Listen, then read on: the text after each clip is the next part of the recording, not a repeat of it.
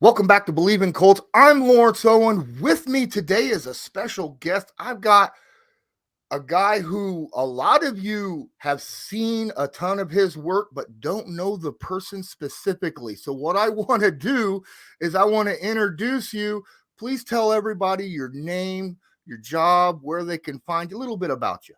Lawrence, my name is Matt Wilkening, and I am the senior content creation specialist for the Colts. I've been going into my 8th season, and I think if you're gonna, my work is pretty much known. I'm the producer, one of the executive producers, I should say, for With the Next Pick. That's our draft series that we just finished our 4th season. So, just kind of come off the downfall, not the downfall, but just coming off the high of that, which was quite a bit of work from January until the beginning of this month. So, now I got a little bit of a time to breathe, to be honest with you. So until training camp starts. Our partners at BetOnline continue to be the number one source for all your betting needs and sports info. Find all the latest sports developments, including updated odds on the NBA and NHL playoffs, Major League Baseball fights, and even next season's NFL futures. BetOnline is continued source for all sports wagering needs, including live betting and your favorite Vegas casino and poker games. It's super easy to get started, so head on over to the website or use your mobile device to join and use our promo code BELIEVE, that's BLEAV, and to receive your 50% welcome bonus on your first deposit. Bet online, where the game starts. Absolutely. I mean, really, when it comes to content producing, it's difficult during the off season sometimes for all of us other people. But with you, you got this whole new, with the next pick that you've been doing the last few years.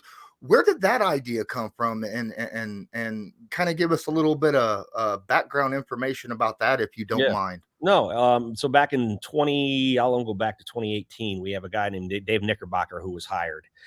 He's our vice president of content. And I think he's got to be honest with you, I think he's got a little bit of a longer title. I can't remember off the top of my head right now. But he worked for the Chicago Blackhawks. And when he was with the Blackhawks, actually worked for a company called Banner Creative, which was the Chicago Blackhawks production company. And so he had come up with an idea of doing a draft series with the Blackhawks. He came here with the Colts and had the same idea. He approached Chris Ballard and, hey, here's what we're thinking. It would require a lot of trust. It would a lot of kind of background, being in areas that you're not used to having cameras, media. What do you think? And after, multiple discussions with Chris, he agreed to do it. And so, then with the next pick was formed. I will say, was it 2019, 2020? Yeah, 2019. So we started in 2019. And the first year was, kind of a trial and error thing. I was in the draft room, and I tell people I did not know how to know what I was doing in there. I didn't feel comfortable. You're in there with a room of scouts that are talking about players that you should not be hearing, things about. You see the draft board, you see, grades on players that you're like, wow, I didn't, you get to a point you're like, when you're on the outside, you're hearing stories about what they might think about players, but you really on the inside, what they think.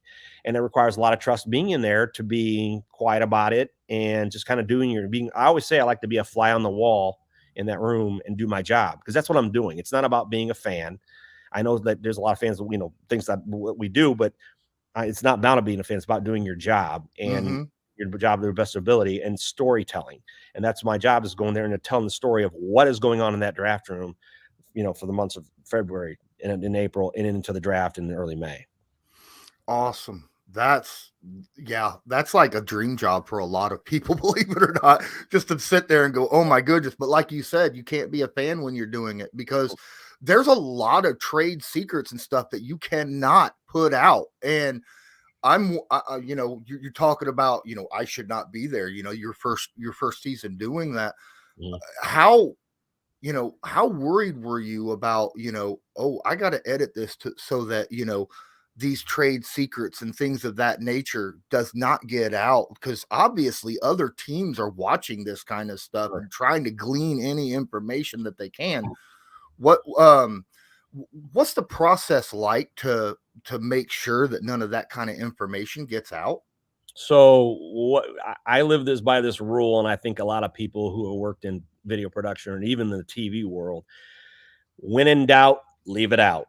And I've always lived up to that. And so what'll happen is, I've been around quite a bit. And I'll give you a little bit of a background. I was at WTHR for 16 years. I was their sports, I was a producer, videographer, editor. I kind of did a little bit of everything. So being in sports for so long has kind of gave me an idea of, I know what can get out and not get out. And so what the process is, what I'll do is I'll go into the edit booth and I'll work on a piece. It's a 4-part series, and I'll work on part one. And when I'm done with it, we'll kick it over, and it has multiple eyes. We'll have different producers look at it in the building. Chris Vallow looks at it. Ed Dodds looks at it. One of the scouts look at it, just to make sure that, hey, there's no trade secrets. And very, very, very, very, very few times, Lawrence, have they ever come back with, probably need to take this out. Hey, I don't know if we want to get this, hey, this is a situation where we probably need to eliminate this. Maybe once a year out of the forced part series, they'll say, hey man, let's just take this part out because this might do this or that. But for the most part, they're very open and they're very honest and they're very trusting about what goes on those pieces. And I think what it is just the more I'm in there, the more I know, okay, this is a sensitive subject. I'm not going to use this, in the piece. So once it's done, it goes on different eyes. And then if there's needs to be changes, then I go back and I make those changes. Or sometimes I've had where hey, man, why don't you add this? I'm okay, sure, I'll add this, So you never know. And as years have gone on, the more of the ads have come into it than taking things out. So they've been pretty cool about everything. This year was fantastic. They are so welcoming. There are scouts like, hey, you need to be in here for this. They need to be in there for this. Hey, come in on Saturday for this. I mean, I think the Sunday before the draft, I was in there probably for 7 hours, staying in there for 7 hours listening. And so I mean, that's how much trust I've gained being in there, and I appreciate that so much. That it took years for that to develop, and now I have some of those scouting assistants or some of those scouts. They'll come over to me and they'll come up with other story ideas that don't have anything to do with the draft. That's how much of a rapport we've built in the last 4 seasons. That's fantastic. What's the most difficult thing you would say about your job? Oh, there's a lot of them, to be honest with you. I mean, you hit the nail on the head, and I'm very blessed to do what I do. But the most difficult is, when you're doing a series like With the Next Pick, you have so much video to sift through. Mm-hmm. And you want to make sure that when you're going through the video, you find the right elements and the right storylines to put in there. There's been times where I'm like, man, I'll watch an episode later on, and then a month or two into it, I'll go through some of the raw video. I'm like, how did I miss that? How did I miss not putting that moment in there? So you want to. And quite frankly, another difficulty is trying to keep the pieces to less than 10 minutes. Quite frankly, here's why: because Twitter can handle videos that are not more than 10 minutes. Mm-hmm. So I can easily put together a 15-20 minute, With the Next Pick piece together. Twitter doesn't allow it. And so what we decide to do is we try to keep them under 10. And then just for Twitter purposes, because there's a lot of eyes on, some people don't want to go to YouTube for longer forms and stuff. So what we do is we try to keep it 10 for the first 3 episodes. And then they let me go crazy for episode 4. And then, so they'll put a link on there, we'll put a quick, maybe 2-minute piece, 2-minute piece of episode 4 in there. And then we'll link it to YouTube. So it's, you see a lot of the comments from fans, and they go, hey, make it longer. And I like to, but we're kind of hands are tied. If Twitter can handle a half hour piece, by all means, we do it, but we got to really limit it back. So that's the part about it. Yeah. I was going to mention that a lot of people say that, I see it all the time, man, we'd love to see a half hour piece, but you make a very good point about that. When everybody has their favorite with the next pick video that they put out. Mine was Cat versus Cash, the one that you just put out this past season. It was a very interesting look inside of that aspect, that a lot of people don't know about. And I thought that was very, very telling. What was your favorite piece to put together and that you felt like was your best work? Let me start with Cash versus Cap, because you make a good point, because that was a Chris Ballard idea. Wow. That was a Chris Ballard idea. Thank you, Ballard. Sure. And it took a lot of work to get Mike Bloom to agree to do it, because Mike's a very private guy. And he's very passionate about his job, and he's very private about that. I mean, he's got a lot of, talk about somebody who has a lot of trade secrets. It took a lot of work and a lot of trust for him to understand it, to let us be in his office when he was making calls, talking to players, agents. It took a lot of meetings with him. And finally he came walking back into my office one day, and I was showing him part of the piece that I was doing. And he kind of looked at it and he's smiling. Oh, I see what you're doing with it. And that opened it up to, hey, okay, I'll let you in the door on this and stuff. And it became a piece that I was a little nervous. I was a little bit nervous, not knowing if I knew how to put it together. And that took a lot of eyes and a lot of help with, hey, maybe we should add this, or maybe we should take this out, and not from the football side, but it's like for the storytelling aspect with some of the producers that are in the building. Hey, man, I like him when he says this. Maybe, well, okay, does it make sense? And I tell you what, one of the things that being in his office, one of the toughest parts of this, blurring all the stuff that is on his wall. He can't, because that's, there's some trade secrets that are hanging up on his wall. So I got to go back in and I have to blur all that as well. But you make a good point. That was a heck of an episode. And I really appreciate Mike Bloom opening the door, allowing us to do that. And I appreciate Chris Ballard, coming up with the idea and then letting us to do it.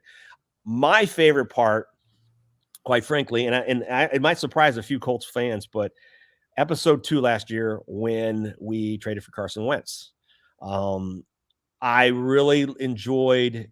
I flew with Matt Conti, our PR director, to Philadelphia to pick up Carson, and we got up in the morning, early morning, on one of Jim Irsay's airplanes to pick him up. And there was a flight to Philadelphia. Actually, we were supposed to land in Delaware to pick him up. Weather kind of threw us a little curveball. We had to land in Philadelphia.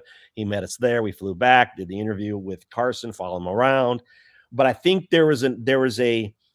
I found a hook right off the bat when, I don't know if you remember the piece, when Carson and Frank Reich talked about when they first met at North Dakota State, where they were in the car together, going back to the Dakota State facility. They were the Bible verses they were quoting. And I was able to play off of that to open up the piece to get people hooked. And sometimes it's difficult to really figure out how to open a piece. What do you got to do with this? And I'm like, oh my gosh, I have it. We got it. And we were able to cross cut their story, because they basically told it the same way. And it was two different, it was two people telling the same story, and the cross cutting, and it shows how really tight at the hip they were. And I felt like once I was able to start flying along with that beginning, then the rest of the story told itself. And then at the end of the piece, we ended up bringing TY back. And so TY was being goofy the day we were talking to him, and that made the end of the piece. So I really, honestly, thinking about it, I really enjoyed that part 2 of 2021. Wow. Yeah. Just being able to travel and be there just seems like it would be a fantastic experience. The more I talk to you, the more jealous I am. Well, I'm very lucky. I'm very lucky. I'm very lucky. And that, and it, like I told you, it's going into, season 8 with the team. And it's you got to build trust with some of these people, it's a business, and they just don't let anybody just kind of jump on a plane. You have to, how to, again, like I told you, it's about doing your job. It's not being so much of a fan sometimes, because, you do got to be a fan for the most part, because you do want your team, you want your team to hoist that trophy at the end of the season, by all means. I think about it all the time, but on the flip side of things, you do have to remain professional when you do this when you have this kind of position. Absolutely. So those of you that are listening, you don't see the actual video, but I'm seeing the black mat behind. Are you in the room where you guys make the gifts and stuff for the players like before the No, season no, starts? no, no, no. I'm in our TV studio right now. All right, all So right. I don't. Yeah. So if you ever see Colts 360, excuse me, with Oh, Larry Overton, I'm okay. sitting on the desk right now. So yeah, Awesome. there's part of it right there. Nice. Yeah, yesterday we just finished up marketing shoots, and if anybody knows what marketing shoots are, it's when the players come in all fully suited and they stand in front of a green. Well, I'm in the green screen room right now, but we Mm-hmm. had a company come in and they built a set that resembles Lucas Oil Stadium. And so the players, they spend about 10 minutes where they're, it's fire up videos for social media. Right. Fire, yeah. Spots, commercial spots, marketing spots. So yeah, so that's basically what, they were doing. So we've had them the last 3 days. And so we finished up last night. We actually the rookies came in Tuesday night, but we just finished up with a few guys last night, and so we haven't even broken everything down yet. To be honest with you, I think that's later on this afternoon before we all head out for the weekend. So, but it was pretty cool seeing the guys and seeing some of those players we signed and they're full Colts jerseys for the first time. Matt Ryan was in here on Monday, so doing a bunch of stuff. And I'm in the area where we also shoot the stuff for Sunday Night Football. So they're headshots where they look down and they look up.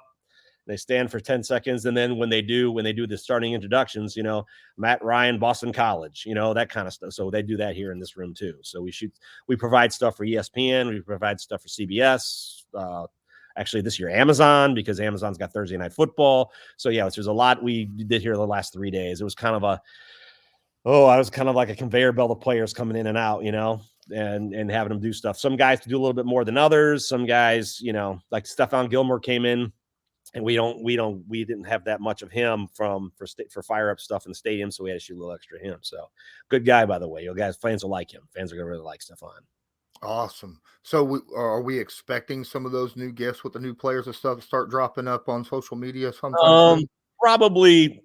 Probably once the season starts. We just got done with getting all the files into our Nexus system, and so I think with they'll probably in mid-July they'll start to produce some stuff probably right before camp. So this is kind of the calm before the storm. I think a little bit. We're June. I know we still have a mandatory mini camp in here about 2 weeks, but once the players are gone, it'll really start to slow down. But then you're going to blink, and training camp's going to be here, and it's fast.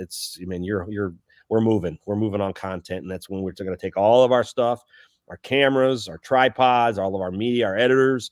We all move up to Grand Park and Westfield, and we're there the entire month. So like you put out last year before practices, you looked like you just put out a camera and possibly as players exit the building to get ready for practice or whatnot, you see did you guys like put out a poster or something right before they leave to say, hey, this is the topic of the video? Right. Oh, you got it. So what we'll do is it's a GoPro. It's a GoPro camera. We put it on a tripod, right? Mm-hmm. And we did that in 2020 and 2021 because of COVID restrictions. So, so we basically did just set it out there, and they'll come walking up, and Amber Duro, who's our, head of our media, bright. Oh my gosh, this girl's so bright and incredible woman.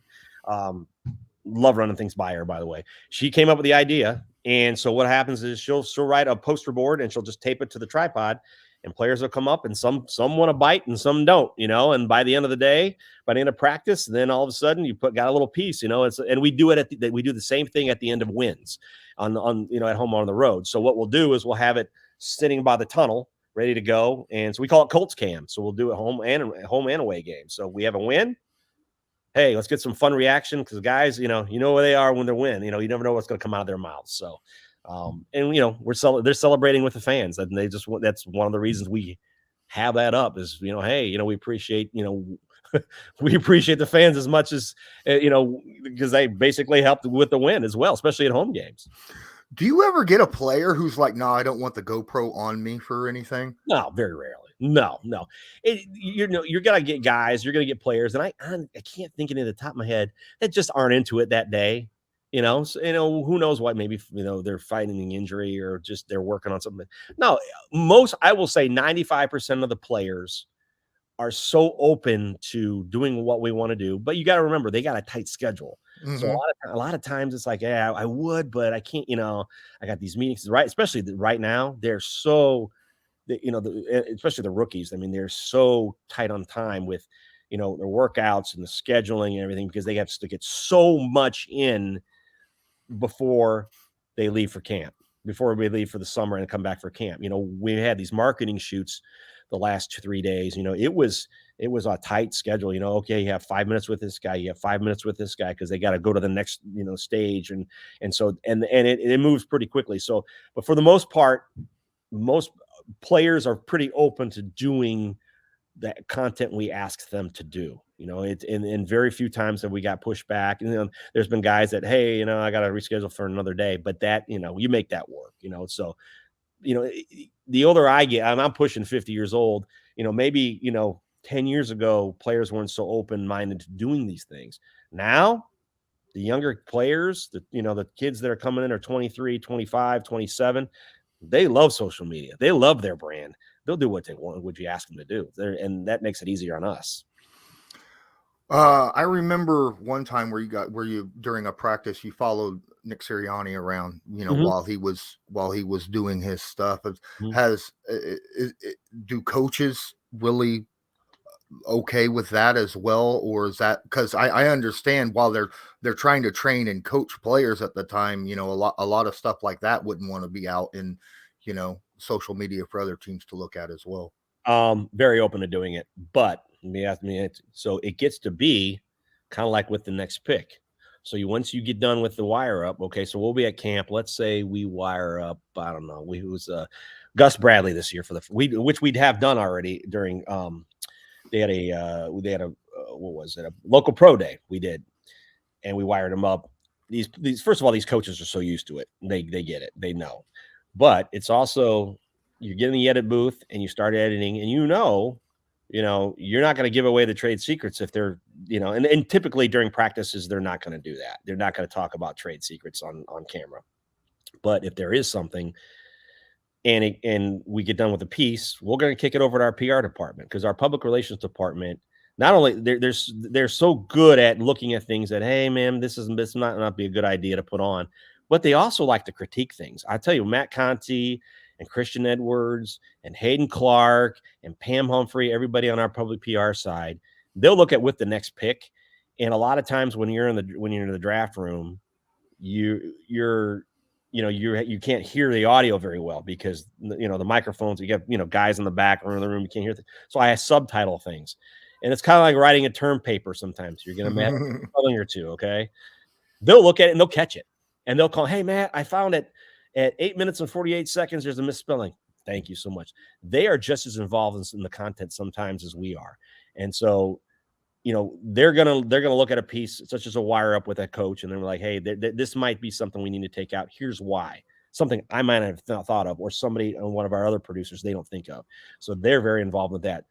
For the most part, every wire up, every piece is going to get multiple eyes with our content department as well as the PR department. So we're all on the same page in case that there is an issue with one of these pieces where we may have to take something out, and they'll let us know. And usually it takes 5 minutes to get it out of there, and we move forward. Awesome. Well, I think we're probably coming really close now to the end of our time with you. I was just curious, is there anything that you're doing or have plans on that you might want to let people know, hey, keep an eye out because we got something big in the works? Right now it's we're kind of in limbo right now. There's nothing that I can really tell you that I think that's going to be crazy. I would like to put some. This is just me speaking, and I'm gonna, we've had a few discussions, but maybe do a little more with training camp this year, because we can.